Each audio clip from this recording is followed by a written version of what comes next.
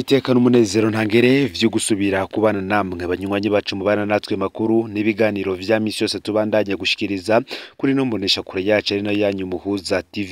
Uyu numwe tugiye kubageza kwa makuru biriko biravugwa bigezwe ku ngamba mu gihugu c'u Burundi. Na makuru tuzagaruka hanini ko biriko biravugwa mu gisata ca politique ariko gifisa gihura n'igisata c'ubutungane.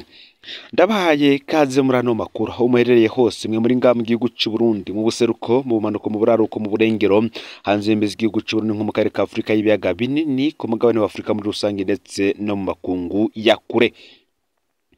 Mu masaha make sentare nahinyuzwa y'u Burundi iraza gusubira gutangura kumviriza urubanza rwa General Alain Guillaume Bunyoni n'abagenzi we. Hari utubazo abantu benshi batigeze baronkera inyishu mu rubanza rwa mbere dukwiriye gutomorwa neza kugira rwitwe urubanza rw'ukuri. Hano twibukanye ibibazo bitigeze bivugwa muri urwo rubanza hama tugaruke ku vyo sentare ikwiriye gutomora. Bamwe bariko baravuga ko nimba ikibazo ni kimwe utiko ko n'urubanza canke n'inyinyurana ry'abakeba aribo General Ndayishimiye ndetse na General Bunyoni. Ubundi inyuma y'urupfu rwa President Nkurunziza n'urwa General Adolphe Nshimiyimana Alain Guillaume Bunyoni niwe mutegetsi wo hejuru asigaye yobazwa amabi yaranze ubutegetsi bwa Nkurunziza kuva mu mwaka w'2005 gushika mu mwaka w'2020. Alain Guillaume Bunyoni yaravuzwe mabi nka yose ajanye no gusesa amaraso muri ico kiringo. Iganagurwa rya Ernest Manirumva ubwicanyi bwabere mu kirabo Sherezami mu Gatumba muri Nyakanga umwaka w'2011 ubwicanyi ndengera butungane bwiswe Safisha nyuma y'amatora y'umwaka nyuma y'amatora ya 2010 inyigisho za gisirikare kumonera kure muri Kilba Ondeze muri Republika Iharanira Rusange ya Kongo nyuma y'amatora y'umwaka w'2011 ivyaha vyagahombera munwa vyakorewe abiyamirije ikiringo ca gatatu ca Nkurunziza. Igandagurwa ry'umushinga amateka Hafsa Mosi igandagurwa rya General Atanaze Kararuza ubusho bwavuzwe muhiriwe aho hari n'abahapfungiwe bakaburwa irengero. Igandagurwa ry'umupfasoni Lydia Nibogora yakora muri Regideso y'uruwa rya Honorable Oscar Ntasano n'ubundi bwicanyi bwinshi bwagiye buravugwa. General Bunyoni kandi yaravuzwe mu busuma bw'amatungo y'igihugu ibiture no gukoresha amabanga yiwe mu kwiha inyungu atari kuriwe.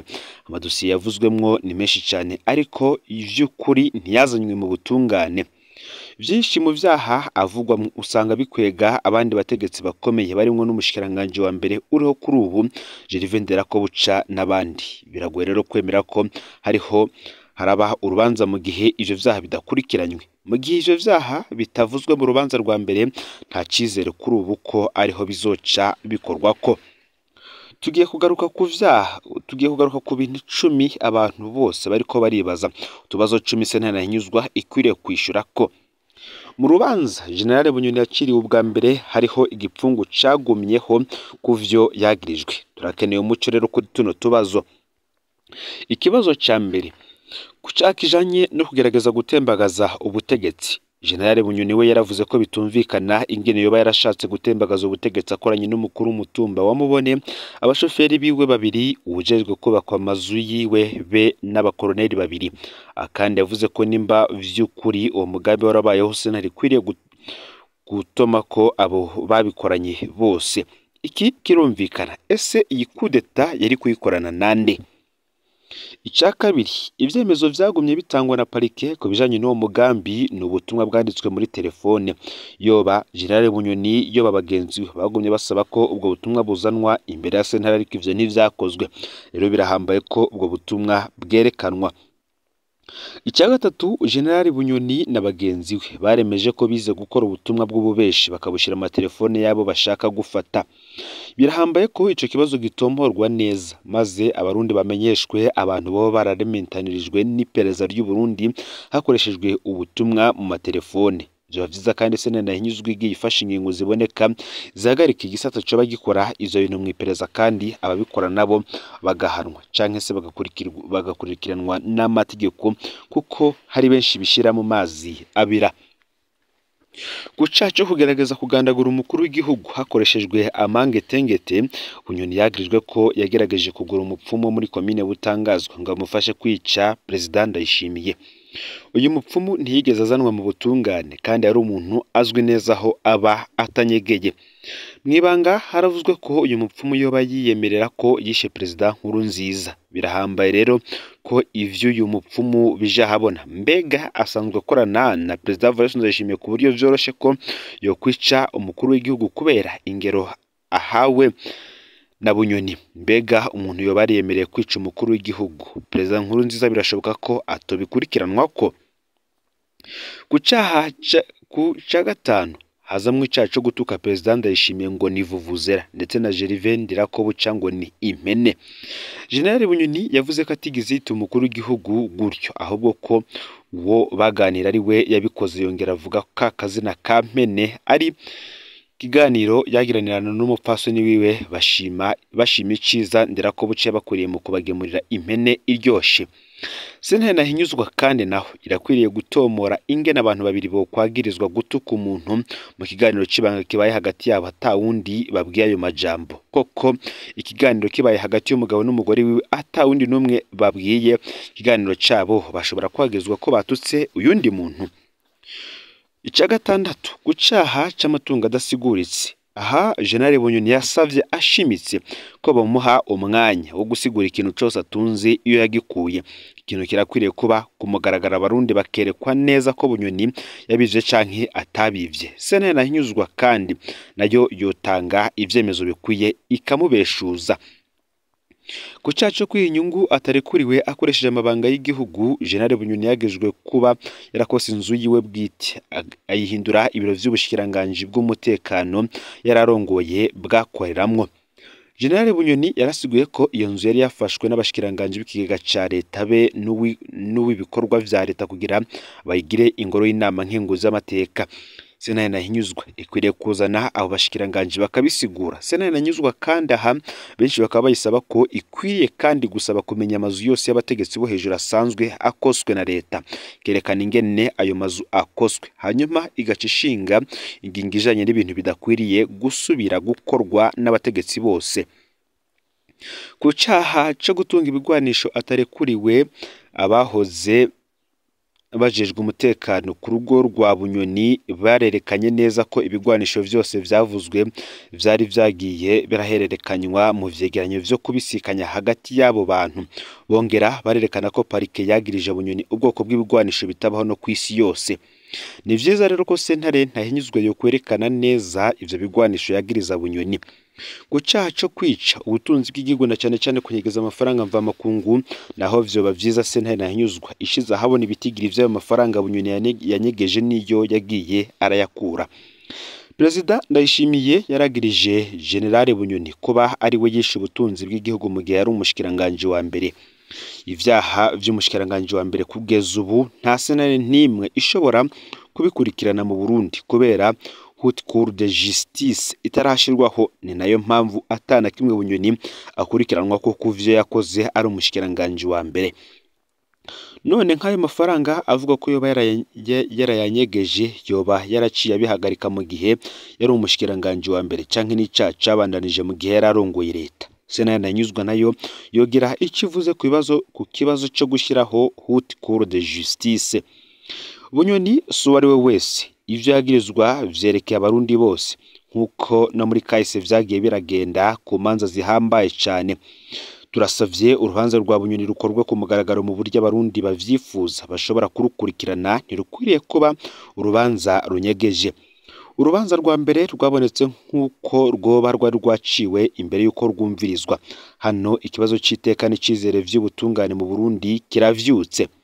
Niyo Bunyoni atocirwa urubanza nyarubanza, Perezida Ndayishimiye azoba ahejeje guhamba ijambo we nyene yatanze ngo ashaka guhindura ubutungane mu Burundi, nayo Sentare Ntahinyuzwa yo izoba yemanze ko ari sentare itamikwa ijambo. Kuri ubu ikibazo gihari ni kimwe, ese koko uru ni urubanza canke n'inyurana ry'abakeba aribo General Ndayishimiye ndetse na General Arengiyome Bunyoni? N'ibindi vyinshi biza kuva muri uru rubanza turaza kubikurikirana ku buryo burambuye ndetse turaza kubibageza ko n'ubundi uko biza kuja ahabona. Mu yandi makuru reka tuyabandanize kubiriko biravugwa vyabaye Bukinanyana aho murantungi turaza kugaruka ku makuru ariko aravugwa igiharo aho abantu 6 bagezwe gusambura imva y'umunyamenwa bahagaritswe. Abantu 6 barafunzwe kuva ku wa 4 w'indwi iheze kwigenekerezo ya 23 Rusama muri komisariya y'igipolisi igiharo kuko basambuye imva y'umwana w'umunyamwema. Ivyo vyabereye ku mutumba Murara muri zone na komine Giharo mu ntara ya Rutana. Kubw'isoko mu gipolisi c'Igiharo abo bantu 3 bafatanywe itonga bariko barimba kugira ngo bazure ico kiziga. Abanyagihugu basaba ibihano ruhasha.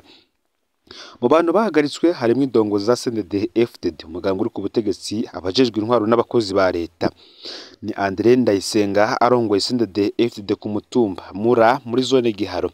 Bosco Ndayisenga umunywanyi wa CNDD-FDD akaba arongoye ikigega rusangi cyo ku mutumba Mura. Bosco Busago yatowe ku mutumba Mura. Innocent Congera umuyobozi w'ishure shingiro rya Nyagahara Gervais Bigirimana n'undi muntu yavuye muri komine Kinyinya y'intara ya Ruyigi. 3 muri abo bagirizwa bahagaritswe mu ijoro ryo wa 3 rishira uwa 4 mu itongo ry'abapfuye ry'Igiharo. Bariko barazura ikiziga c'umwana w'umunyamwema yari yahambwe mu gitondo c'uwo munsi wa 3 muri iryo tongo ry'abapfuye.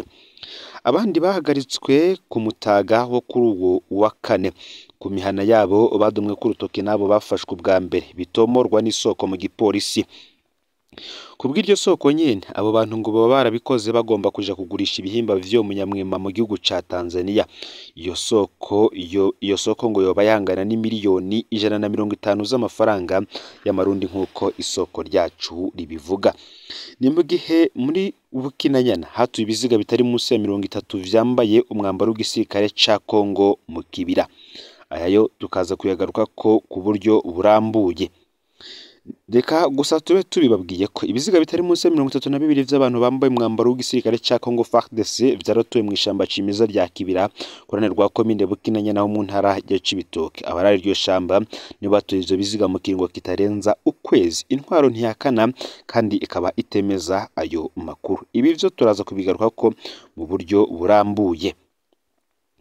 Muri komine Mpanda ikiziga catuye mu murima w'ibigazi. Iki akaba ari ikiziga ca Emmanuel Hakizimana catuye mu murima w'ibigazi muri zone Musenyi. Ni muri komine ya Mpanda mu ntara ya Bubanza mu buraruko bw'u Burundi. Umwe mu bikekwa we yamaze guhagarikwa. Emmanuel Hakizimana w'imyaka 40 yari umurarizi mu mirima y'ibigazi mu matongo y'Imuhashi muri zone Gasenyi Musenyi. Ikiziga ciwe rero catowe kirambitse kuri uwo murima ku munsi wa 3 mu gitondo. Kuba amasoko mu bijanye n'umutekano yoba yarishwe anizwe amatoza ari karakorwa yashitse kuhagarikwa ry'umwe mu bakorana apfungiwe mu gashoka komisariya y'igipolisi ca Mpanda.